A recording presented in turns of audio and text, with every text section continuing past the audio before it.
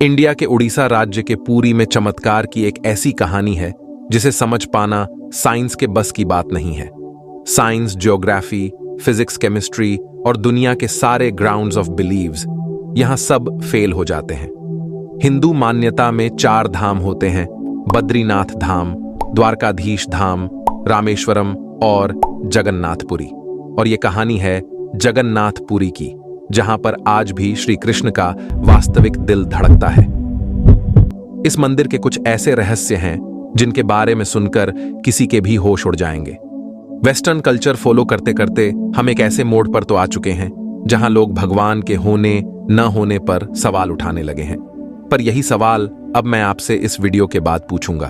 तो आइए जानते हैं जगन्नाथ मंदिर की रहस्यमयी कहानी। लेकिन उससे पहले अगर आप भगवान जगन्नाथ का सच्चे भक्त हैं तो वीडियो को एक लाइक करके चैनल को सब्सक्राइब जरूर कीजिएगा और कमेंट में जय जगन्नाथ जरूर लिखिएगा।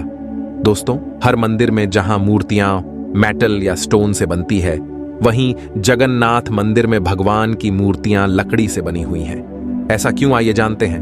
3102 बीसी में जारा नाम के एक शिकारी ने शिकार करते हुए गलती से तीर श्री कृष्ण के पैर पर चला दिया, जिससे श्री कृष्ण की मृत्यु हो गई। जब ये बात पांडवों को पता चला तो पांडवों ने द्वारिका आकर श्री कृष्ण की देह का अंतिम संस्कार करते हैं। उस अग्नि में शरीर तो जल जाता है, परंतु भगवान श्री कृष्ण का हृदय नहीं जल पाता है। ये देखकर पांडव श्री कृष्ण के हृदय को एक लट्ठे में बांधकर समुद्र में प्रवाहित कर देते हैं, जो बहते हुए पुरी के समुद्र तट पर जा पहुंचता है। गुप्त साम्राज्य के समय अवंती के राजा इंद्राद्युम, जो कि विष्णु जी के बहुत बड़े भक्त थे, उन्हें एक दिन सपने में आकर विष्णु जी ने एक नदी में डुबकी लगाने को कहा और यह भी कहा कि एक लकड़ी के तने में तुम्हें उस नदी में मैं मिलूंगा। इस सपने को देखकर अगले ही दिन राजा डुबकी लगाने चले गए। डुबकी लगाते वक्त राजा को नदी में थोड़ी ही दूर एक लकड़ी का तना दिखा। बिना देर किए राजा तने तक पहुंचे और उस तने को महल में ले आए। फिर राजा ने कुछ बहुत नामिक काश्तकारों को बुलाया, पर उनमें से कोई भी उस लकड़ी से एक मूर्ति नहीं बना पाया। कई दिन बीत जाने के बाद एक काश्तकार महल में आया और उसने राजा से कहा कि ये मूर्ति मैं बनाऊंगा, पर मेरी एक शर्त है। राजा ने काश्तकार से उसकी शर्त पूछा, क्योंकि राजा किसी भी शर्त को मानने के लिए तैयार थे। तो काश्तकार ने कहा कि ये मूर्ति बनाने के लिए मुझे पूरे 21 दिन का समय चाहिए और मैं चाहता हूं कि 21 दिन से पहले न तो कोई मुझसे बात करे, न मिले और न ही मेरे किसी भी काम में विलंब डाले। राजा ने खुशी खुशी ये शर्त मंजूर कर ली। मूर्ति बनाने का काम शुरू हुआ। रोज मूर्ति बनने की आवाजें भी आती थीं और धीरे धीरे वो आवाजें बंद हो गईं।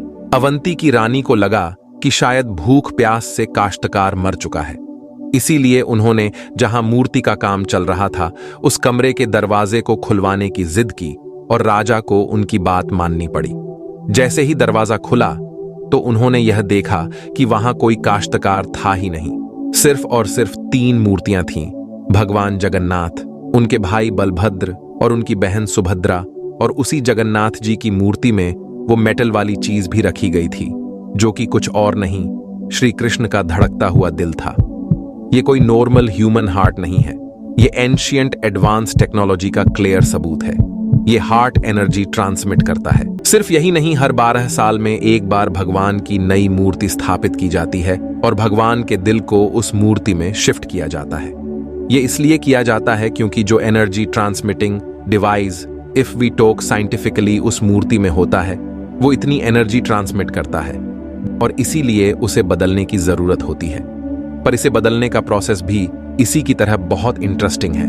हर 12 साल में एक दिन ऐसा होता है जिस दिन मंदिर में किसी को एंट्री नहीं मिलती।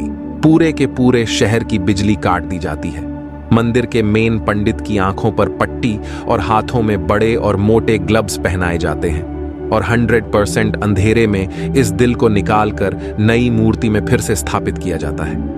जिन पंडितों ने इतिहास में यह सेरेमनी करी है, उनका कहना है कि उन्होंने देखा तो कभी नहीं, पर इस चीज को, जिसे हम ब्रह्म पदार्थ भी बोलते हैं, इसे हाथों में पकड़ने पर ऐसा लगता है जैसे जिंदा खरगोश पकड़ ले। माना यह भी जाता है कि अगर किसी ने ब्रह्म पदार्थ को देख लिया तो उसकी मौत उसी समय निश्चित है। इसीलिए बिना आंखों पे पट्टी लगाए किसी को भी यह सेरेमनी करने की परमिशन नहीं है। इस मंदिर के ऊपर एक झंडा है जो साइंटिफिक लॉ के बिल्कुल विपरीत चलता है। जैसा कि हमें पता है कि जिस डायरेक्शन में हवा चलती है, पतंग भी उसी डायरेक्शन में उड़ती है और झंडा भी उसी डायरेक्शन में उड़ना चाहिए। पर जगन्नाथ मंदिर के इस झंडे की बात बिल्कुल अलग है। यह हमेशा हवा के ऑपोजिट डायरेक्शन में उड़ता है। ऐसा क्यों और कैसे होता है, आज तक कोई समझ नहीं पाया। इस झंडे के साथ एक और खास बात है कि इसे रोज बदलना पड़ता है। इसीलिए मंदिर के पंडित 214 फीट ऊपर लगे इस झंडे को रोज चढ़कर बदलते हैं, क्योंकि कहा जाता है कि अगर किसी दिन यह झंडा नहीं बदला गया तो मंदिर 18 सालों के लिए बंद हो जाएगा। मंदिर में आए भक्तों के बीच रोज प्रसाद बांटा जाता है, उनके लिए वो प्रसाद बनाया जाता है। और जगन्नाथ मंदिर में होने वाली हर चीज में कहीं ना कहीं भगवान की कोई न कोई लीला छुपी है। मंदिर में रोज 500 लोगों के लिए प्रसाद बनता है और कभी कभी भक्तों की संख्या हजारों में भी चली जाती है। पर जगन्नाथ मंदिर में भक्तों के लिए प्रसाद कभी कम नहीं पड़ा। दिन भर मंदिर में प्रसाद बांटा जाता है और कहते हैं कि आज तक इस मंदिर में एक भी दाना प्रसाद न कम पड़ा है और न ही व्यर्थ गया है। पर ऐसा एस्टिमेशन इंसानों के लिए करना तो बहुत ही मुश्किल है। और ये बात यहीं खत्म नहीं होती। प्रसाद बांटने की मिस्ट्री तो है ही, उससे बड़ी मिस्ट्री है प्रसाद बनाने की। लकड़ी की आग पर 7 मिट्टी के बर्तनों को एक के ऊपर एक रखकर प्रसाद बनाया जाता है। साइंस और लॉजिक्स कहते हैं कि सबसे पहले सबसे नीचे वाले बर्तन का प्रसाद पकना चाहिए। पर पुरी के जगन्नाथ मंदिर में साइंस और लॉजिक्स नहीं चलते। इन 7 बर्तनों में सबसे पहले सबसे ऊपर रखे जाने वाले बर्तन का प्रसाद पकता है, फिर उससे नीचे वाले बर्तन का, और ऐसे ही सबसे नीचे रखे बर्तन का प्रसाद सबसे आखिरी में पककर तैयार होता है। हाँ, मुझे पता है आपको भी अभी कुछ नहीं समझ आ रहा होगा। इसे आज तक कोई नहीं समझ पाया। इस मंदिर की खूबसूरती शब्दों में नहीं बताई जा सकती। इतना बड़ा मंदिर इतने सालों पहले बिना किसी टेक्नोलॉजी के कैसे बनाया होगा। पर क्या आपको पता है 214 फीट के इस मंदिर की डोम की परछाई आज तक कभी बनी ही नहीं। आखिर क्यों जगन्नाथपुरी मंदिर के डोम्स की शैडो बनती ही नहीं है? और हमारे फेवरेट साइंस इस बात का भी लॉजिक नहीं ढूंढ पाए। जैसा कि हमें पता है कि कुछ buildings, architectures and areas no fly zones होते हैं, मतलब वहां ड्रोन्स, एरोप्लेन या कोई भी मैन मेड फ्लाइंग ऑब्जेक्ट पहुंचाने की या उड़ाने की परमिशन नहीं है। पर पक्षियों को तो हम नहीं रोक सकते, उन्हें समझाना तो बहुत मुश्किल है। पर अगर हम जगन्नाथ टेम्पल की बात करें तो वहां पर ऐसा कुछ है जो शायद पक्षियों को पता है और हमें नहीं, क्योंकि इस मंदिर के ऊपर कोई भी ड्रोन, कोई भी एयरप्लेन या कोई भी पक्षी कभी उड़ता ही नहीं। आपने देखा होगा मंदिर के डोम्स पे या बड़ी बड़ी बिल्डिंग पे पक्षी को बैठे हुए, लेकिन कभी जगन्नाथपुरी जाएंगे तो देखिएगा आप कभी भी किसी भी पक्षी को जगन्नाथ टेम्पल की छत पर या उसके डोम्स पे बैठा हुआ नहीं देखेंगे। कंफ्यूज करने वाली बात तो ये है कि कैसे एक बेजुबान पक्षी ये जानता है कि इस मंदिर के ऊपर से उड़कर नहीं जाना है। खैर, सुदर्शन चक्र, ये नाम तो आपने सुना ही होगा। सुदर्शन चक्र भगवान विष्णु का अस्त्र है।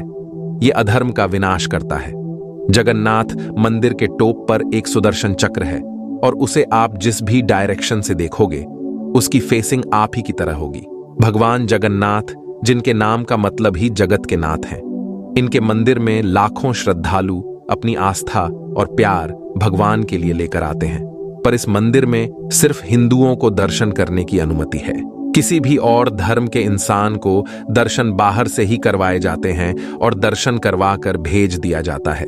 जैसे कि हमारी ex prime minister Indira Gandhi ji, वो भी जगन्नाथपुरी गई थी दर्शन करने, पर क्योंकि वो फारसी है और हिंदू नहीं और उन्हें उनका सरनेम फिरोज गांधी से मिला है, इसीलिए इंदिरा गांधी को भी दर्शन करने की अनुमति नहीं दी गई। सिर्फ यही नहीं, 2005 में थाईलैंड की प्रिंसेस महाचक्री सिंधन को भी जगन्नाथ पुरी टेम्पल में एंट्री नहीं दी गई थी, क्योंकि यहां फॉरेनर्स अलाउड नहीं है। उनके लिए अरेंजमेंट की गई थी और दर्शन बाहर से ही करवाए गए। 12वीं सदी से बने हुए इस मंदिर को स्विट्जरलैंड की एक महिला ने 1,78,00,000 रुपए का चढ़ावा भी चढ़ाया। ये मंदिर में चढ़ाया गया अभी तक का सबसे बड़ा चढ़ावा है। पर फिर भी क्योंकि वो हिंदू नहीं है इसीलिए दर्शन उन्हें भी बाहर से ही करने पड़े। हमारे ही धर्म की इतनी सारी बातें हैं जिसके बारे में हमें कुछ पता ही नहीं। हम आंखें बंद करके किसी भी कल्चर को, किसी भी ट्रेंड को फॉलो करते जा रहे हैं। हम भूल गए हैं कि हम एक ऐसे धर्म से जुड़े हैं जिसने दुनिया में संस्कृति, सभ्यता, परंपरा और संस्कार को हमेशा जिंदा रखा है। यह सनातन धर्म है और अब हमें धर्म को बचाना है। हर साल पुरी में जगन्नाथ जी की रथ यात्रा भी निकलती है। ये 9 दिन का त्योहार होता है जिसमें भगवान श्री जगन्नाथ, देवी सुभद्रा और भगवान बलभद्र को गर्भगृह से निकालकर रथ पर बैठाकर यात्रा करवाई जाती है। माना जाता है कि यह यात्रा इसलिए निकलती है क्योंकि भगवान 9 दिनों में प्रजा के बीच आकर प्रजा के सुख दुख को खुद देखते हैं और इस यात्रा में लाखों करोड़ों भक्तों की भीड़ हर साल इस यात्रा का हिस्सा बनती है। जगन्नाथपुरी मंदिर की मिस्ट्रीज यही खत्म नहीं होती।